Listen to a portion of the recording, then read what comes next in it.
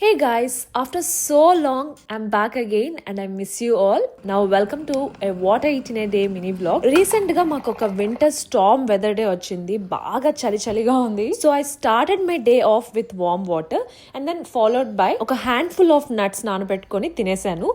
ఇంకా మీకు బాగా చలిగా ఉన్నప్పుడు కాఫీ తాగాలనిపిస్తుందా, టీ తాగాలనిపిస్తుందా కమెంట్ చేసి చెప్పండి. నాకైతే ఆ రోజు మన బ్రూ కాఫీ తాగాలనిపించింది. వేడిగా కాఫీని గ్లాస్ లో పోసుకొని బయట ఈ స్నో వెదర్ ని ఎంజాయ్ చేస్తూ తాగుతూ ఉంటే నాకు చాలా బాగా అనిపించింది. ఈ -9 degrees చలికి ఏదైనా వేడిగా కంఫర్టింగ్ గా లంచ్ చేయాలని అనుకున్నా. And here I prepared rajma curry.